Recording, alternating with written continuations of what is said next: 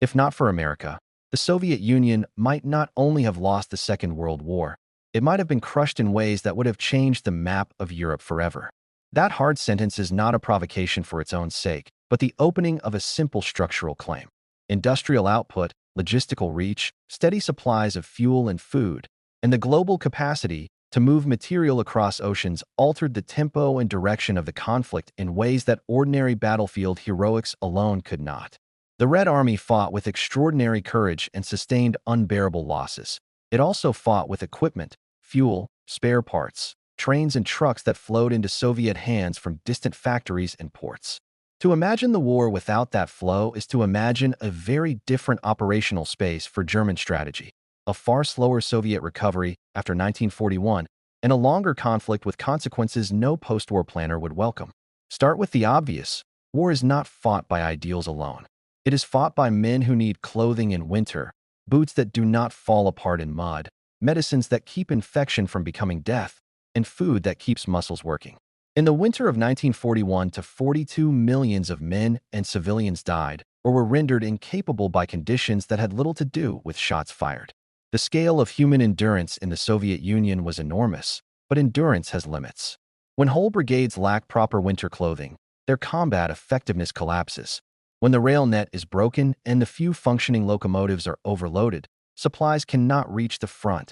Ammunition dumps sit empty. Tanks sit idle with no fuel or spare parts.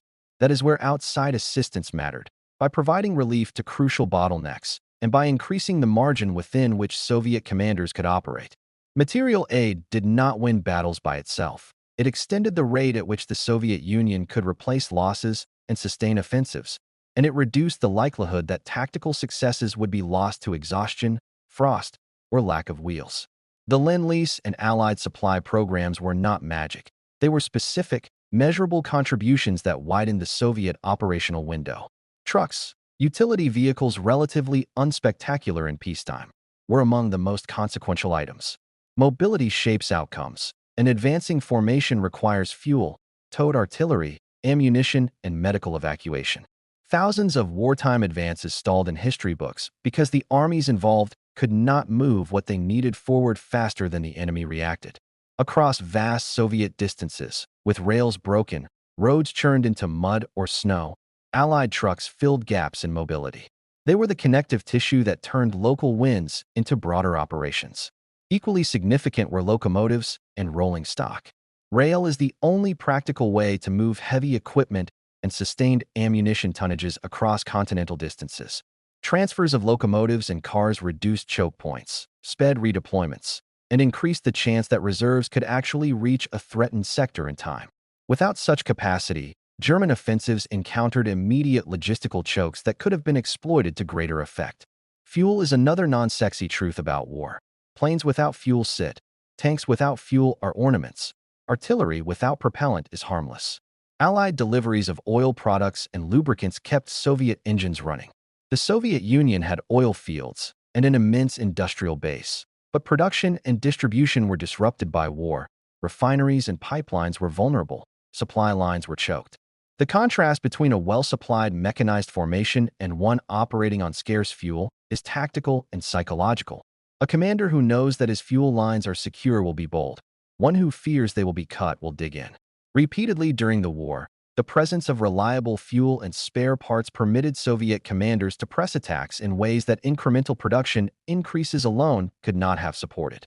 Food and medicine are often forgotten in narratives focused on tanks and planes, yet they determined survival rates through long campaigns.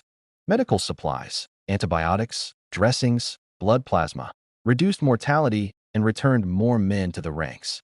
Vitamins and calories reduced the debilitating effects of undernourishment. The significance here is cumulative. Over months and years, better nutrition and medical care preserve operational tempo. A division that loses a quarter of its effective strength to sickness or frost cannot be expected to hold a salient or press an attack. What outside supplies bought Soviet command was time. Time to rebuild, reorganize, train, and equip. Industry makes things, but machine tools, gauges, and precision instruments make the machines. Allied shipments of machine tools and technical equipment increased the production rate of spare parts and enabled faster repairs. In a modern war, The production of replacement parts for engines, gearboxes, and gun components is as decisive as the initial manufacture of tanks and planes. Soviet factories produced immense numbers of combat vehicles and guns, but external supplies accelerated the rate at which wrecked machines could be returned to service. That multiplier effect is easy to miss when the eye is drawn to headline hardware, but it is the arithmetic of persistence. Consider the human stories that illustrate these mechanics. A rifle company that receives a steady daily ration and a few blankets is likely to hold its sector through a cold snap. An artillery regiment that can replace worn driving bands and barrels will continue to pound enemy concentrations. A repair plant fitted with an American lathe or milling machine can restore a damaged transmission far faster than one relying on improvised tools. These are not anecdotes of sentimentality, they are causal links. They show how seemingly small bits of material availability become strategic effects over the course of campaigns. Logistics also created strategic effects beyond the battlefield by shaping political choice. Material support was a form of insurance for the alliance. The knowledge that Moscow had a supply line running across oceans and seas reduced the temptation to seek separate accommodation with Berlin in the late desperate months of 1941 and 1942. Political decisions are rarely made in narrow, short-term calculations. They are influenced by perceived capability. A leadership convinced that it can hold out is less likely to accept a negotiated settlement that would cede sovereignty. Thus, Allied supplies contributed to cohesion in the anti-Hitler coalition in ways that are easily underestimated. To imagine a counterfactual in which the United States does not supply material at scale is to imagine a world of much slower Soviet recovery and a reconfiguration of German strategic options. Germany's failure to win a quick knockout blow in 1941 left it in a war of attrition it could not sustain because of resource bottlenecks of its own. Yet if the Red Army had been forced to operate with a crippled transport base, chronic fuel shortages, and a shrinking margin of medical and industrial support, German operational commanders might have exploited that pressure more effectively. A protracted war of years longer would have had cascading consequences, greater human loss, deeper material destruction, and a political environment in which uncertain alliances could fracture. Victory delayed is victory complicated. It gives time for alternative strategies, for political movements, for shifts in global alignments. These dynamics can be traced in specific operations. The defense of key cities was ultimately sustained by the ability to keep reserves and supplies moving. At Stalingrad and later in operations at Kursk, the mobilization of reserves, the redeployment of armored units, and the sustained fire of artillery depended on rail and fuel.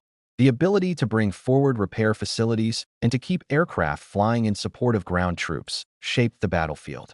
When fighting turned to offensive counterattacks, the side with the better ability to sustain extended operations by replacing material and feeding men possessed lasting advantage.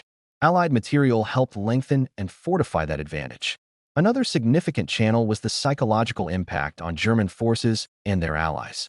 Captured German soldiers, displaced civilians, and neutral observers sometimes recorded astonishment at the visible abundance of American production and the treatment of prisoners. For soldiers who had grown up amid rationing and repression, seeing the abundance of a democratic industrial society questioned propaganda narratives. That shock did not alone convert men to a different ideology, but it eroded certainties and provided a seed for post-war reconstruction and political realignment. War is fought in minds as much as in fields. Perceptions of the enemy's capability affect morale and the willingness to fight. The naval and maritime component of Allied support also mattered. Liberty ships and other cargo vessels became the arteries of the global supply system. The capacity to mass-produce freighters and to protect them across the Atlantic turned industrial power into field power.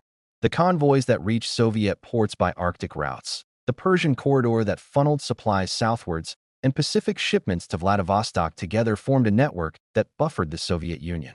Each safe passage was a small institutional success that, repeated thousands of times, made a strategic difference. The material arriving in ports was not inert. It moved across railheads into farmland and factory, into unit supply depots and frontline dumps. The scale of bulk cargo matters because quantities of fuel, grain, and machinery cannot be replaced by isolated actions on the battlefield. Of course, the case is not one-sided. The Soviet Union's industrial mobilization, internal relocation of factories to the east, improvised production techniques, and sheer manpower contributed the lion's share of ground combat power. Soviet factories produced vast numbers of tanks, guns, and aircraft. Soviet soldiers stood and bled in operations where material shortages were compensated by tactical ingenuity and brutal tenacity. The combined effect was that Allied support did not create the Red Army's fighting spirit, but amplified it and extended its reach. To imagine the Soviet war effort without its internal industrial base is as absurd as to imagine it entirely independent of Allied aid. When historians assemble causes, the correct frame is one of interaction rather than substitution. Allied supplies multiplied Soviet production and endurance, increasing options for command and making possible operations that otherwise would have been too risky. They shortened the timeline in which Germany could expect to achieve its aims before the Soviet war machine could regenerate. In warfare, timing is strategic. Faster replacement and faster repair turn tactical successes into strategic dominance. The strategic arithmetic plays out in political terms too. The Soviet Union's post-war status was not merely the result of battlefield presence, but also of the capacity to withstand assaults, preserve state structures, and project power across adjacent territories at war's end. Allied material aid strengthened this capacity. The Soviets emerged from the war devastated and scarred, but functioning. States that lose the capacity to feed, clothe, and maintain their armed forces are at risk of collapse. The Allied contribution was insurance against collapse. It did not determine ideology or political arrangements, but it preserved the Soviet Union as an actor in post-war settlement. Consider the long shadow. Reconstruction after war demands skilled labor, machinery, capital, and technical know-how. The machinery introduced during wartime and spare parts production techniques remained important in peacetime reconstruction. Workers who learned repair and production techniques in wartime eventually applied them in rebuilding economies. The war's industrial logistics thus had a second-order effect in post-war recovery. That, however, is a different debate from the immediate causal question of 1941 to 45. What then of counterfactual extremes, the hypothetical in which no American assistance flows? One plausible scenario is that Soviet resistance would have been less continuously effective. Germany might have retained the initiative longer, and the sieges and offensives that in reality turned the tide might have become protracted wars of attrition that exhausted both sides. In that setting, the political cost would be enormous. The chance that occupied regions would be differently administered, or that a negotiated settlement favorable to Axis interests could be forced, would increase. We cannot prove a single deterministic future, only reason about probabilities. But the weight of evidence suggests that Allied industry and logistics pushed the odds decisively toward the coalition that ultimately prevailed. This is not an argument to exaggerate America's role at the expense of Soviet sacrifice. That would be grotesque and ahistorical. The point is proportional. The final outcome emerged from a compound of Soviet sacrifice, German strategic errors, and Allied industrial supremacy. Americans built the machines, but Soviets used them under appalling human cost to seize victory. Their losses were enormous and bitter. Their valor was decisive. Allied supplies make the victory comprehensible as a collective enterprise, not as a unilateral breakthrough. Finally, the lesson for policy and military thought is clear and enduring. Material power matters in war more than rhetoric promises. The capacity to generate, move, and sustain the means of war across oceans is an instrument of strategy. Nations that forget the centrality of industrial and logistic depth risk producing campaigns that burn brilliant short-term successes into long-term stalemates. The Second World War is the grand case study of how industrial society transforms military outcomes. When historians teach the war, they must teach both bullets and ballast, both tactics and the cranes and engines that lift them into place. In the end, the claim that America's industrial and logistic contribution was decisive is not a moral judgment, but a structural one.